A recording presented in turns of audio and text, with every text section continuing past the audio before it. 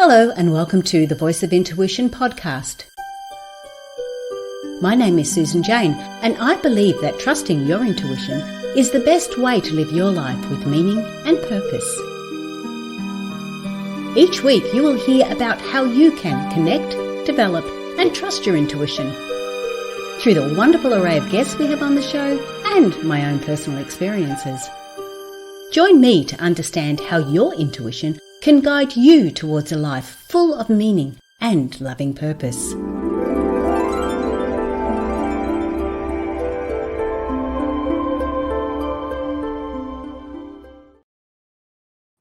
Hello, welcome to the Voice of Intuition podcast. My name is Susan Jane and I'm your host for the podcast.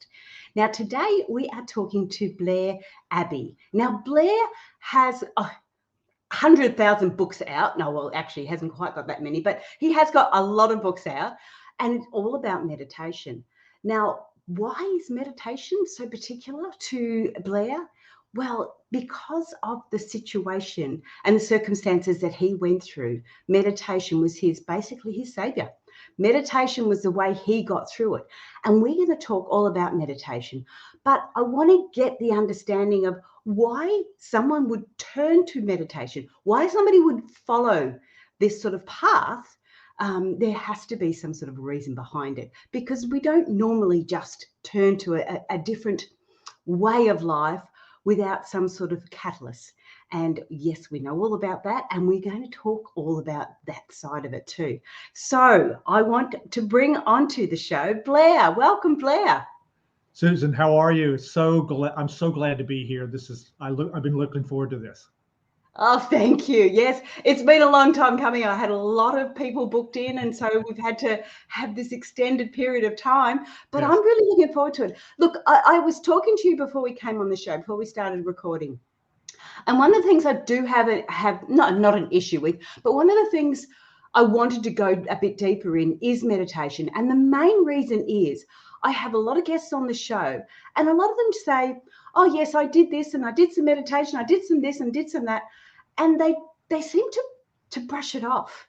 And yet I know personally, meditation was a huge change, a huge catalyst in my life to change the way I was thinking and feeling and going along with that way. So I really do want to get into meditation. But before we go there, sorry to do this to you, but you have to talk a little bit about your life first. So a little bit about the basics of getting from point A to point B, and then we're going to talk about the experience. All right? Very good. Right. Well, it's over to you, Blair. How did you get from where you were to where you are now? A little bit of your background. Well, let me take you actually back to the beginning of my meditation practice. In 1972, I moved from North Carolina, which is on the east coast of the United States, to California and to the San Francisco Bay Area. Shortly thereafter, I began taking a yoga class at an ashram in downtown San Francisco. It was a fellow named Satchidananda, world known, and was one of the fellows who introduced Woodstock back during that time. And I did a yoga class at the ashram, and meditation was always part of the class.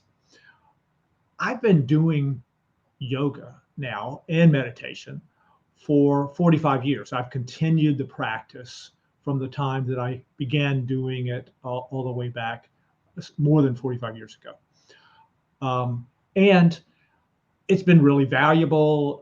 Yoga keeps me limber and stretched out, and meditation and that type of meditation with that program was always really nice.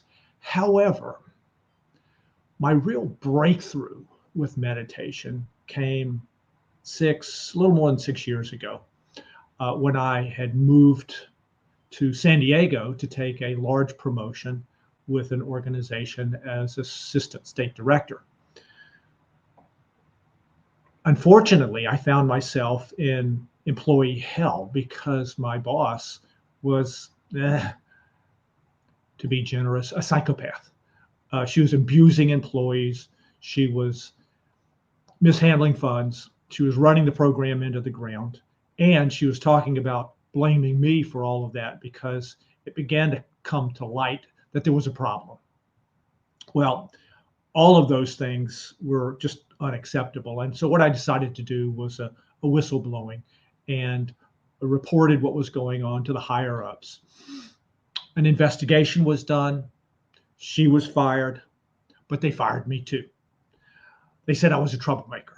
Well, what that essentially meant was that I had exposed their incompetence in managing her, and that had brought a bad attention, if you will, to the fact that they weren't watching after things, and that made me a troublemaker.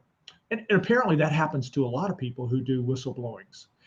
That was really the impetus for me to, as a result, take a deep dive into my meditation practice. So Blair, when you're talking about whistleblowing, yes, it can be different. Look, I hear the terminology and you hear it a lot, but yes. You hear it in the higher rankings of corporate worlds. Yes. What else is whistleblowing? If whistleblowing's high up in those ranks, what is it that's happening in those lower ranks? Because I know I've had an experience similar to that. So what would you call it? Is it still classed as whistleblowing? What can you explain whistleblowing a little bit stronger for us? Yes. I would consider any time that somebody in an organization decides to let higher ups know what's going on as whistleblowing. Now, that can be as little as just an anonymous letter to somebody, but it could be what I did, which was basically an official report about what the problem was. But a whistleblowing can be any time that you're in a situation where attention needs to be called to injustices that are being done or to problems that are occurring, which you can't control and which really need some light shined on them. Okay, so that makes sense. When would we be feeling that? When would we be experiencing that? Like, how were you feeling? Because there's Yes. a lot of times when we will turn a blind eye because we don't feel we have an ability to say anything. We don't feel we've got the ability to do anything about it. Like this is how the corporate business works, or this is how this company works. This, suck it up, princess, which is one of the things that happened with me. Suck it up, princess. So how were you feeling when you were going through all this? Well, it was awful because I had been doing this kind of work for about 25 years, and I've been doing it very successfully. I'd been doing it in a state in North Carolina prior to this that was a very successful program, and so it was debilitating. It was I got really upset about it. Watching my fellow employees get abused, because I wouldn't let myself get abused, but watching my fellow employees get abused was awful. Watching the program just being run into the ground and not really being able to do anything about it, I just really felt helpless. And ultimately, I decided, I just can't put up with this anymore. I'm going to throw caution to the wind, and I'm going to let people know at higher levels what's going on, and hopefully there'll be a good outcome. Okay, so in that sort of context, were you aware that you could lose your job from this, or were you going, it needs to be said, and is there a possibility that I was going to lose my job, or did you have no feeling that that's what was going to happen? I was just really, I think, operating on trust that the right outcome would occur.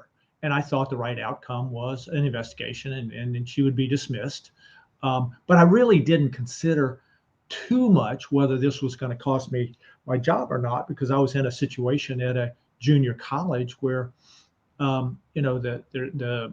there are safeguards against that sort of thing. But it turned out I was only a few weeks before I would have gotten full protection in doing what I did.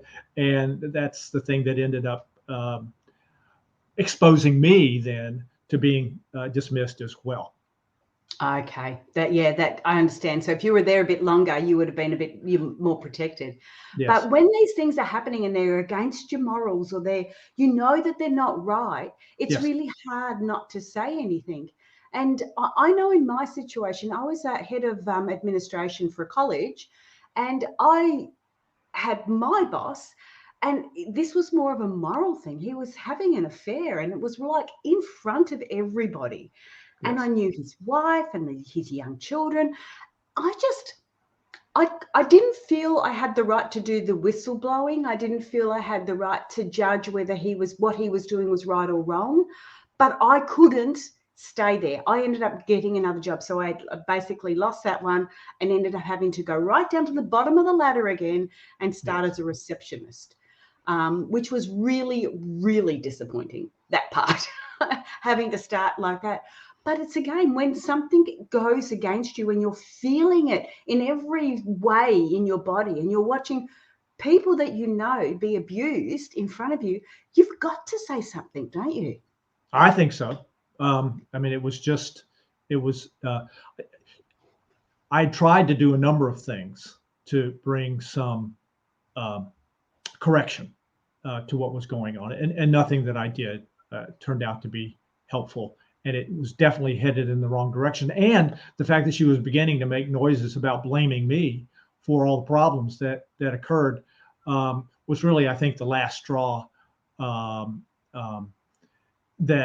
led me to do the reporting of what was going on, again, to the higher ups. Yeah, no, you made it official, and once it's official, that's it. They have to respond then, don't they? That's right. Exactly. Yeah. Wow. So I understand that. That is a huge situation. So where we're up to now is that she's lost her job. Yes. You've also lost your job. So what did you do then? Well, as you can imagine, it was devastating. And I think you probably had a similar experience. It was devastating. My income was gone. My position was gone. I was in a new place and didn't know a lot of people. And my ego, which had been out to here, frankly, about, being a leader and a manager and all of that. All of that was punctured.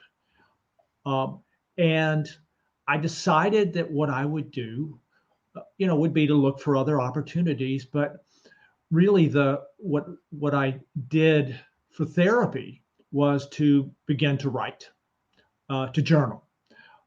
I would sit in the evening and just pour out my thoughts and feelings onto the keyboard. Now, the interesting thing about that, and also I took a deeper dive into my meditation practice, spent more time doing meditation.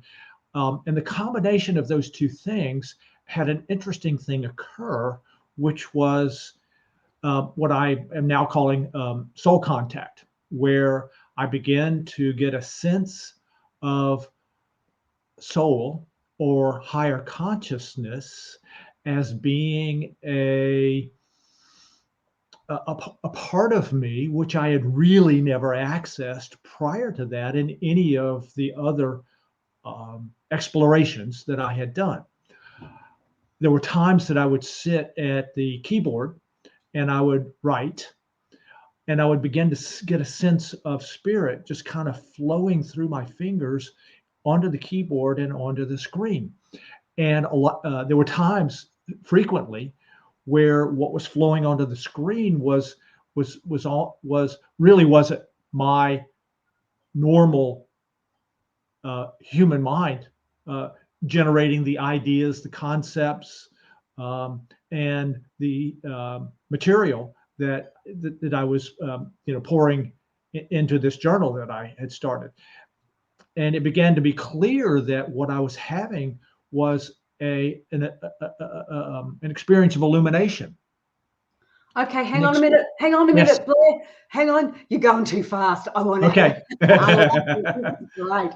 Okay. Okay. So, and look, it's really funny because I'm really relating to this because I know I've gone through it. Yes. So you have started journaling. Now, when people start talking about journaling, Yes. we normally talk about handwriting journaling, Yes. right? Yes. Yes. You're talking about keyboard journaling. And that's what I like because that's what I did as well. Yes. I didn't want to do the handwriting. I Right. started doing the keyboard writing and I would Yes. just start typing. Right. And it started to all flow through too.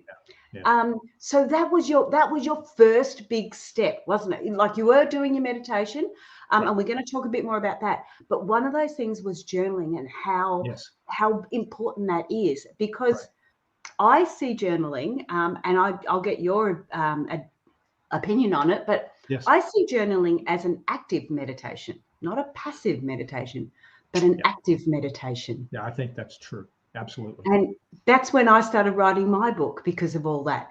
But all right, so you sorry, I'll go So it back. becomes, and you may have had the same experience. It becomes an active meditation when you begin to have an experience of higher consciousness, or when you begin to have an experience that expands your awareness, so that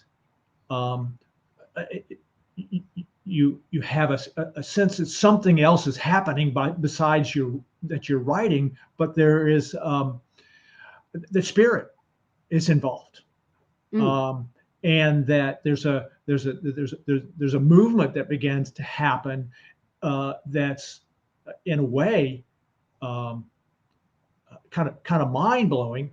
I mean, literally, blowing your three-dimensional mind. That can this possibly be happening? I mean, what is going on here?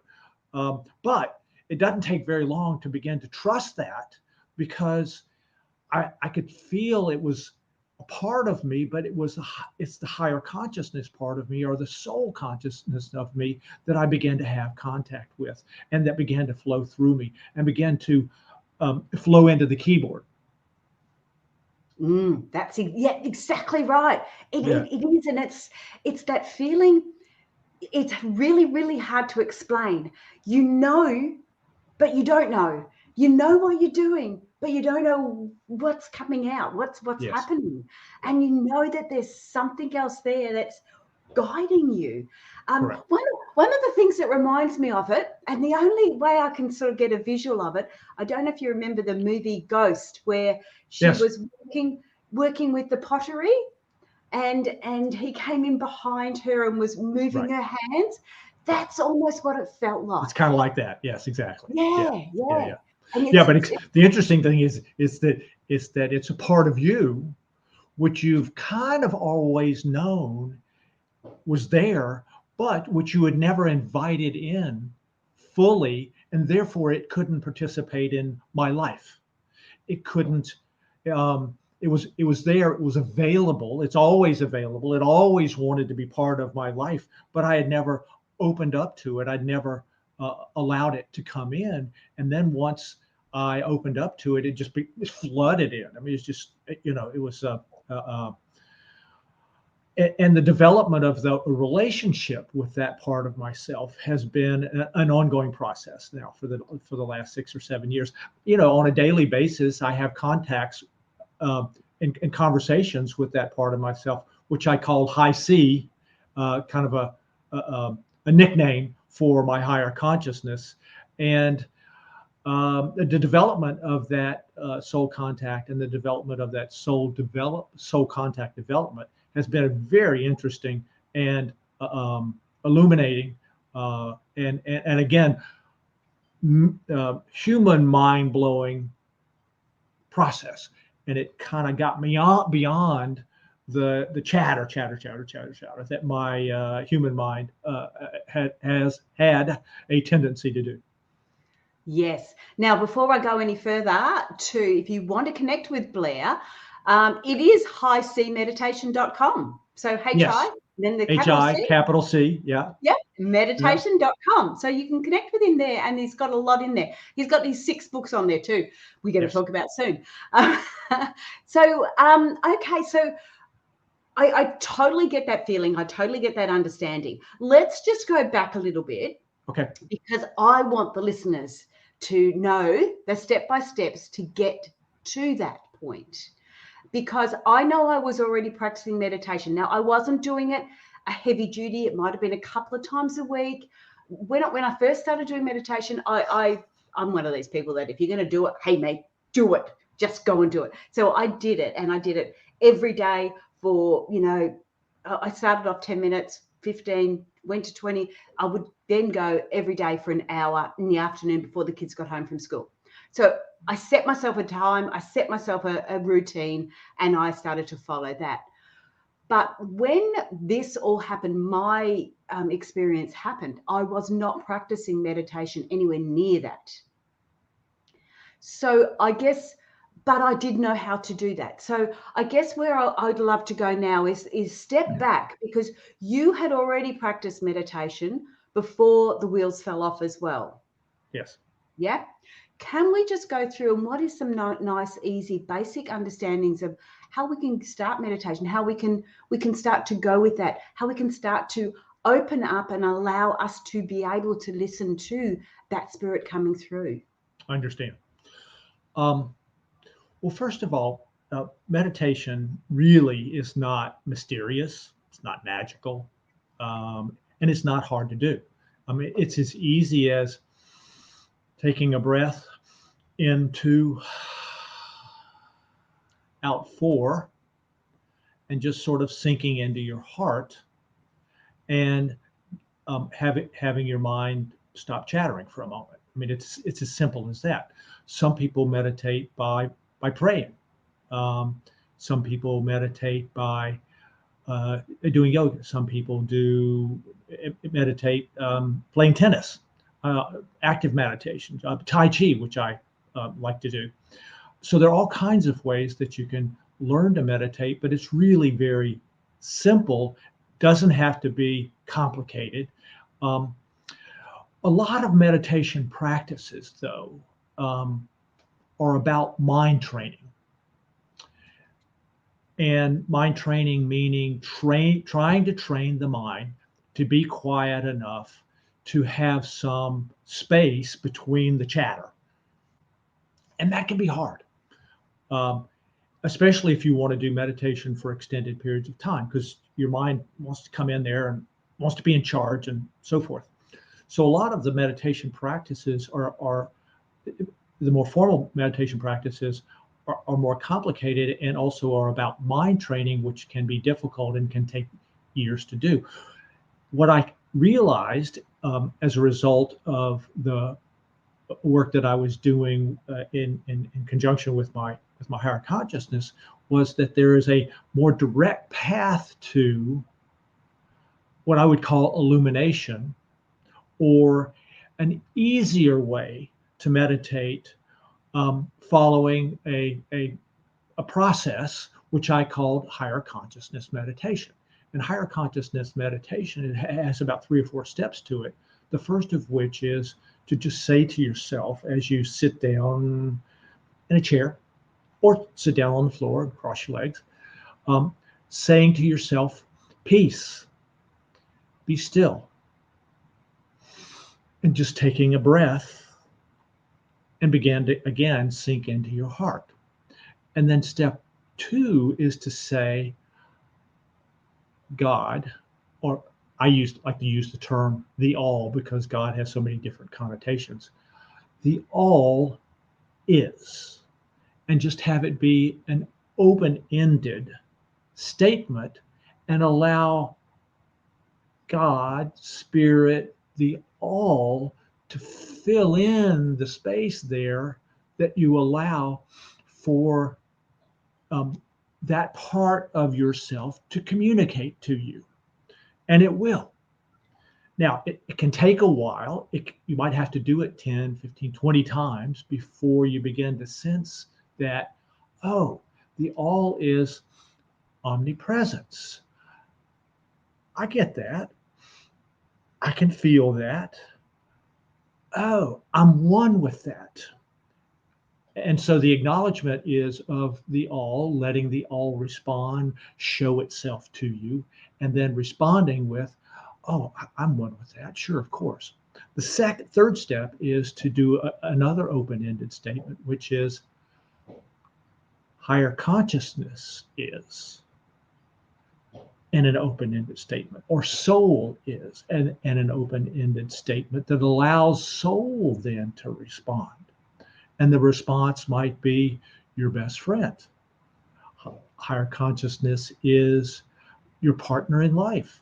Higher consciousness has waited for lifetimes to develop a relationship with you.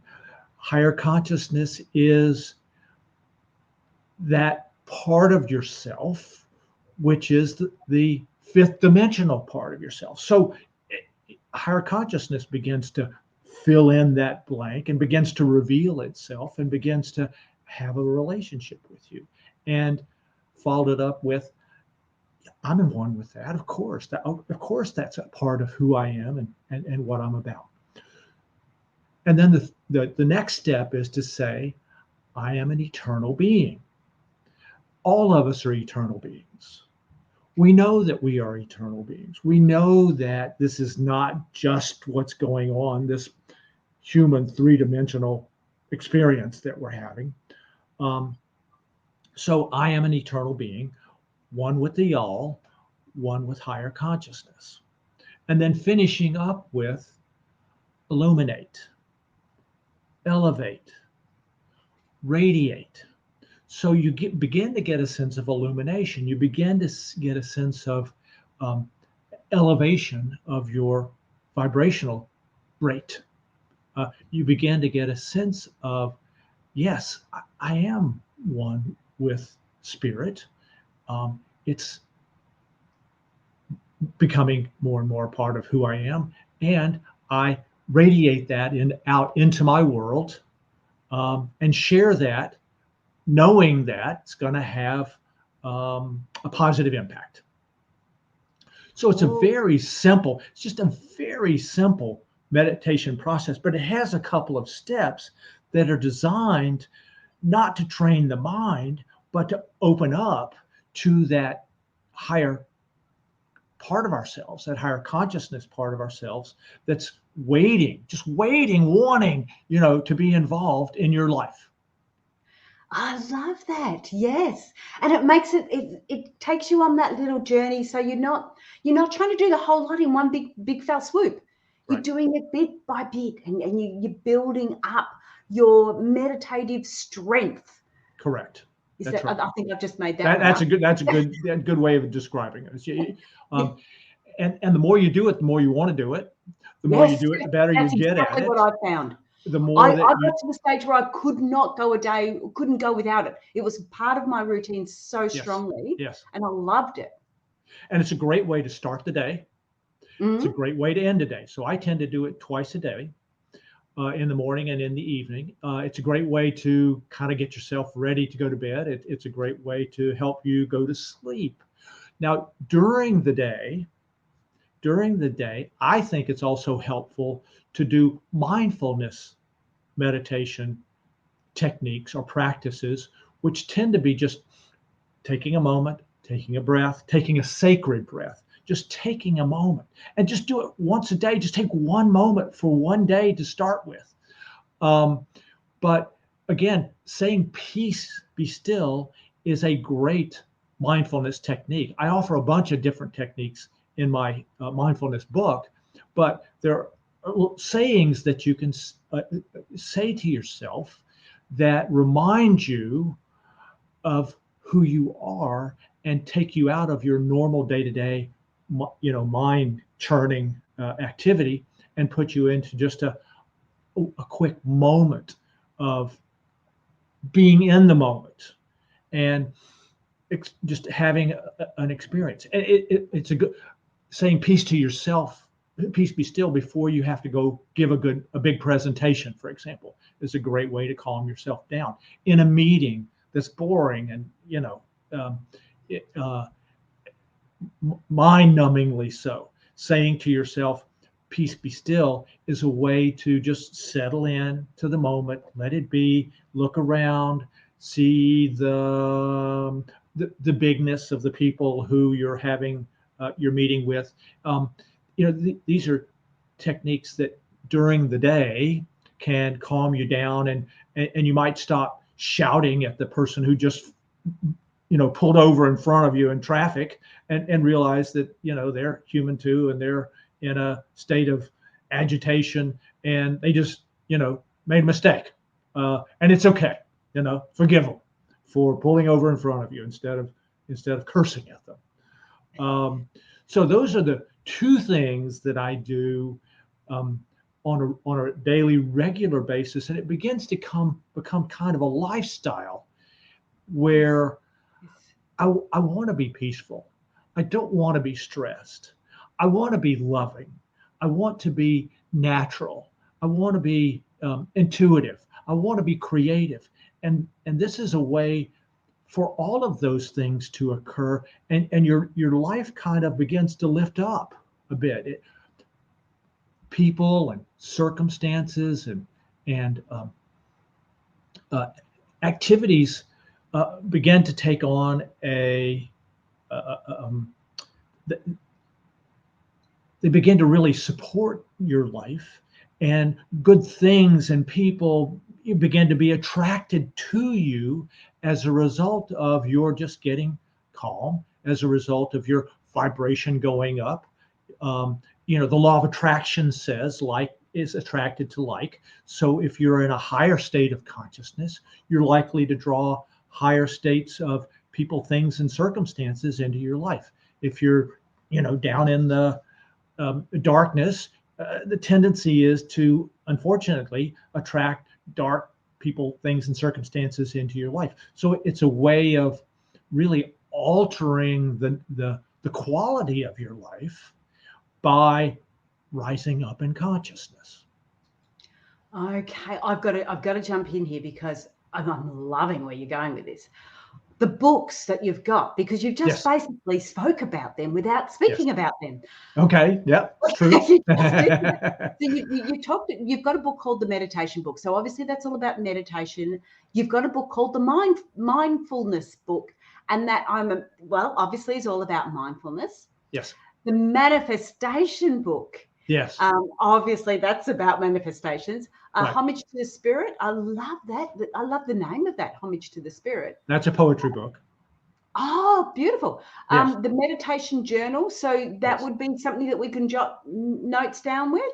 Or correct. And it's sort of it sort of gives guides and prompts and all that kind of stuff to once you get in doing meditation. I think it's good to write down what happens as you go, because over time what you see is your progress. You might not be able to see the progress difference between today and tomorrow, or even between today and next week, but if you journal your experiences and go back and look at it periodically, you can really see how much progress you've made in a week or a month, and certainly how much progress you've made in a year as a result of just making quick notes about your experiences and your progress, and even the days that you don't have any progress and that you hate what this and you don't want to do it, and all of that. It's all part of the learning and development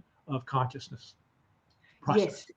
And again, it takes you further up to when you are doing journaling, if you do want to do it on the typewriter and the computer.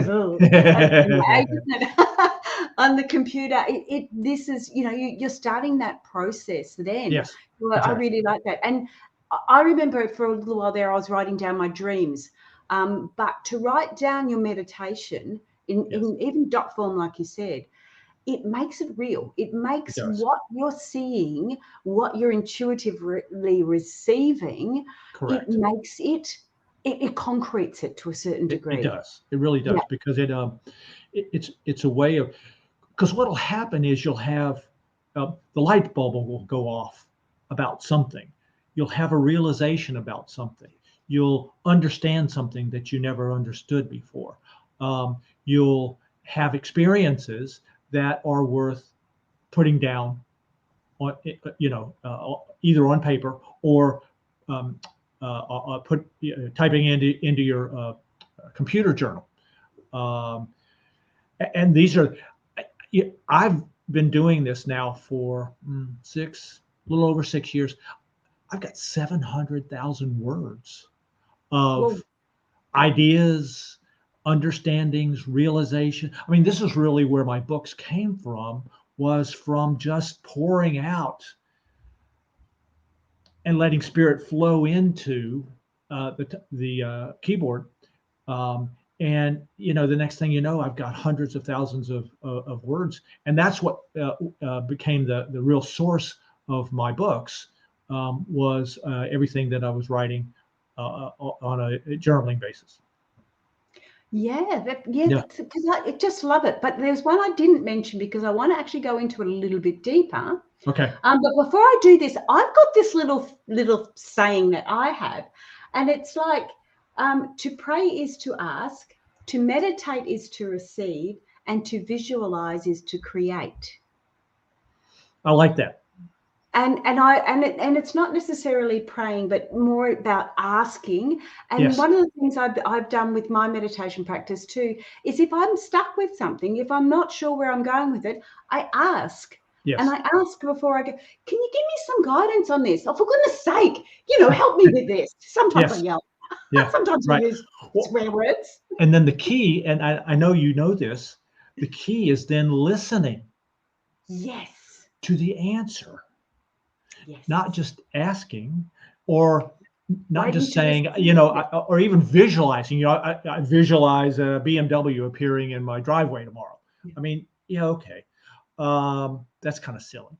But asking, my manifestation book is just what you're talking about. And the manifestation process that I have is called the best possible outcome.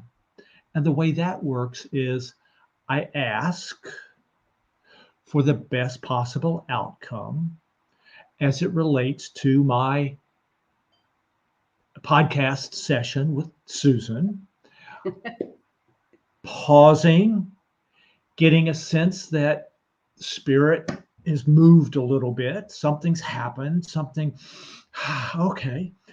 And then thanking spirit for its involvement in my life. So simple, but you can use the best possible outcome process for anything. You can use it for a parking place. You can use it for a meeting. You can use it for an event. You can use it for, any type of activity. The beauty of it is that you don't prescribe or say to spirit or God, here's what I want. It's, I want the best possible outcome related to, in a big picture sort of way, some specific issue, and then allowing spirit to answer and to move in a way that where spirit knows more what you want, what you need as far as your growth and evolution is concerned, and often will bring you something more better than you thought it had ever thought that it might be. So the outcome can be much bigger than what your little mind can conceive of. I want and begging God for it as if God were a Santa Claus. Yes. But instead being open to what spirit and what your soul has in store for you. Yes, and open to receiving those messages. Exactly. Precisely. And we can do that through meditation. And that's the part, receive those messages, then you can act on it. Like, I love that. Yeah. So that's that was the manifestation book. Right. I want to quickly, because we're getting through the time now. I just want to quickly go back over the amazing benefits of meditation. I didn't Yes. respond to that one. Okay. You did talk about that, but I don't think people really realize the benefits of meditation, because Yes. they sort of go, oh, you get a bit of quiet time, rah, rah, rah. But it changes your world in a different, it changes your outlook of the world in Correct. so many different ways. It does. And that's kind of what we've been talking about. Now, the interesting thing about the many benefits of meditation is that book is a deep dive into the scientific research on meditation, where the scientific research in 3,500 studies that have been done has shown the positive impact that meditation can have on your on you physically, mentally, and emotionally. That it can affect your physical body, your mental body, your emotional body, and also lift your consciousness. So that's really what that book is about, is a deep dive into what the scientific research says, and then some of the reasons why, for example, not only stress, but heart conditions, even psoriasis has positively responded to meditation. So people have found on emotional levels, mental levels, and physical levels that meditation can have a positive effect in that way as well on our, on our three-dimensional biomechanical vehicle, that we run around in with this onboard computer processor that's constantly churning out text messages to us about what we should be doing. So, because we are getting a bit low now Yes. on time, I do want to let everyone know that they can get a free copy of Blair's The Mindfulness book. Yes. You can get that on the website too. So we've got a website going along the ticker tape, but I would suggest you go to the highcmeditation.com, because on there you will see all the books. You will See all the everything. books, sample chapters, blogs. I do a blog post twice a month, and it's always kind of what's going on with me now and some of the realizations that I've had today about certain things. So that's also a way to kind of stay tuned, if you will. Yes. Well, have you got any last little tips or advice or something you'd like to bring to the table before we say goodbye? Really only to say, by way of summary, that it's important to really understand that you and I and we are all eternal beings, and that if we don't learn that lesson, we're kind of, as a species, going to be in trouble over the next 50 years if we don't wake up, and if we don't begin to see how important it is to remember that if we don't all succeed and thrive, none of us are going to succeed and thrive, and this is going to be a difficult time. So all of this that we're talking about not only has personal impact, but it also has worldwide impact. Absolutely. I totally agree. And you can't fix something external until you've sorted it out in here, because all you're doing is it's if you can imagine you're a paint pot, and it's a little bit gray in there, you're the color of the gray, and you're trying to paint something green or blue or yellow. Yes. You can only give out and paint what you've got inside you. So fix what you've got inside you, and you will see the changes in your community, in your surrounding people to start with, and it expands from there, doesn't it? Absolutely. Yeah. It's I think your whole world really takes on a different hue when you begin to have soul contact and have a sense of higher consciousness, and your whole life begins to change and get better, really. It does. There's hiccups. It's not easy. I remember I lost a few friends when I started doing my changing, because they were friends that were no longer we were vibrating at a different frequency. Right, I that's right. couldn't handle that Inconsistent or yeah, vibratory rate. Yeah, yeah. Yes, I just Unfortunately, couldn't that handle happens. that negativity. I had to, Yeah. I had to let them go. Right. They needed to learn their bits and I'm learning my bits. So Yep. yeah, it can be a bit challenging, but hey, it's wow, doesn't it change? But that's it. Thank you so much for being on the show, Blair. I thoroughly enjoyed it. I love how Well, you this is put great. it. Thank you so much for the opportunity, and I hope this message resonates with people and that they begin to wake up. Yeah, it will. Stay there. I need to chat with you after this, but that is it. I've got to do this button.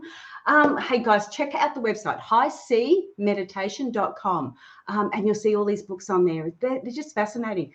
And I guess what I really like is that if you're stuck with something, he's got a book there for that. He's got a deep dive into it. If you don't understand what the benefits of meditation are, if you're sort of not really sure, I've heard it all before, jump on, grab the book and really get an understanding of it. If you need that analytical aspect to it, do that, because I know I'm one of those types of people. You can tell me that's, oh, that's good for you. And I need to have a little bit more proof, a little bit more understanding, and then allow my intuition to go, yep, you got to go for it. We've got to have that balance. So jump on meditation.com. But that's it from me this week. Share, like, subscribe to the podcast, because we would love to see you back next week. And that's it from me today. All right. Bye for now.